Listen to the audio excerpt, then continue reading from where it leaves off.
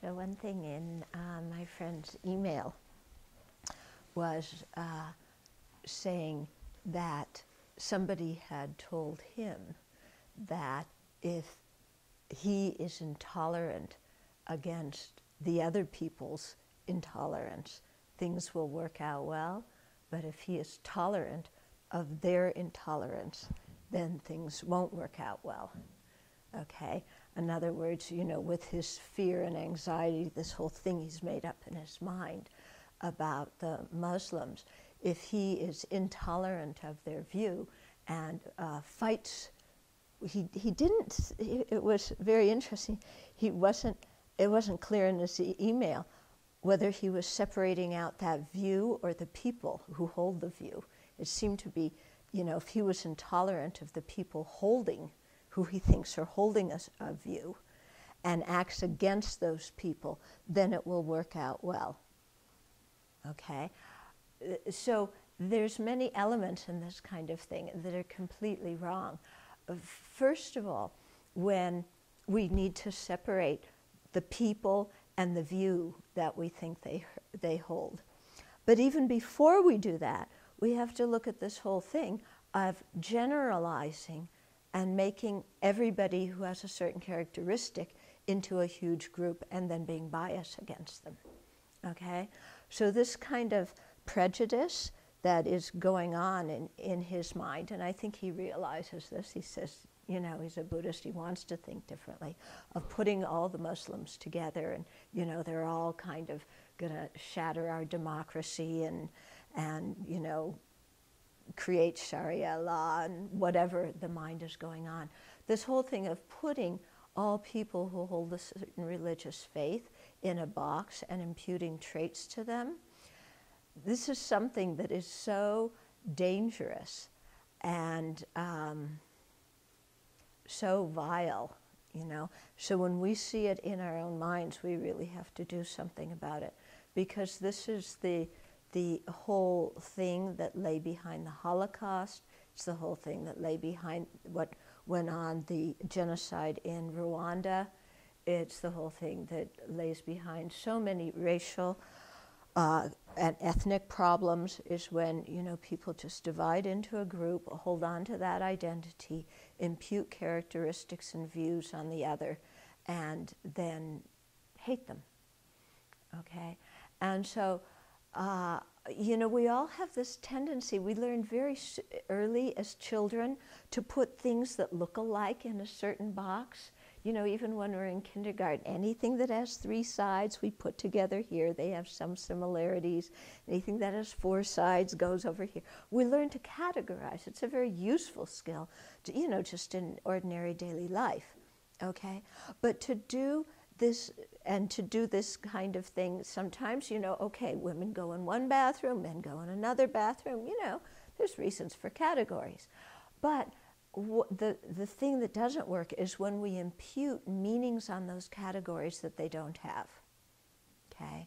So in this case, all Muslims think X, Y, Z. And then not only imputing what we think what he thinks they think now, but also imputing what he thinks they're going to do in the future. Yeah. When first of all, not knowing at all what these people think, and second of all, not knowing at all what they plan to do in the future. And, you know, we can never take a whole group of people and think that they are exact carbon copies of each other. And you really learn that living in a monastery. Sometimes people think, oh, all these monastics, they wear the same clothes, they have the same haircut, they have the same religion, they all must be alike. Mm-hmm. Well, you've probably noticed from your not even a week here that we are very different. Yeah, and we don't come out of a cookie cutter pattern. So let alone this kind of thing, in any kind of larger group, we can't impute qualities like that. You know, it's just not right, and this is the same kind of mind that has lain behind so much pain in this world and so much warfare, okay? And especially, you know, categorizing people in terms of religions. I studied history in college, and that was the thing that became very clear to me, is people were killing each other every generation in the name of God. Yeah. For what purpose?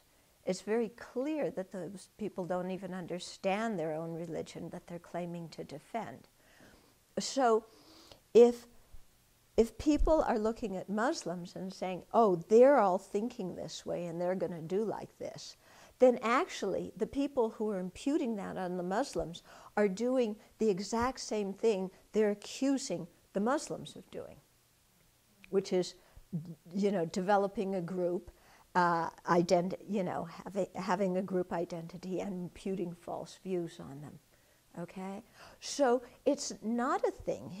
What he said about opposing, being intolerant of people who have a certain view. It's not a thing of being intolerant against the people. First of all, we don't know if all those people in that category even have that view. They probably don't.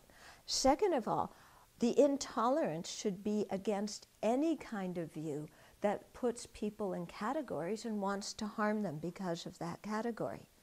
So if you're going to accuse others of being intolerant of you because they're Muslim and you're not, then you have to look at yourself and say, I am intolerant of them because I'm whatever religion I am and they are not. They are other, they are different. Okay? So what it boils down to is we're having the exact same mental state, as we're accusing the other people of having. So if we want to stop intolerance, we have to be intolerant of our own intolerance. Okay? Because, so if we are intolerant of our own intolerance, in other words, if we then do something to remove it, like I was saying yesterday, the quote from the Buddha about hatred is not solved by hatred but by love, and so we try and cultivate love, or, recognizing the other people have not always been that way, or whatever technique we use, then we'll be successful against our own intolerance. And when we are not intolerant, then we can approach the other people and become friends with them and see, that they all don't fit into a group, that they're all individuals, and that we can't just throw people in a group and throw them out the window together. Okay, so it's always a thing of looking back on ourselves. And this can be quite a difficult and painful process to see our own intolerance, to see our own prejudice against different groups. Yeah, it's not pleasant to see in ourselves, but it's something that we have to look at and overcome, and that work needs to be done in ourselves because, it doesn't matter who has hatred, who has intolerance. It's something to eliminate, but we have a better chance of eliminating our own than of anybody else's. So we have to start with ourselves, And when we eliminate our own, then we can really help people eliminate whatever intolerance they have.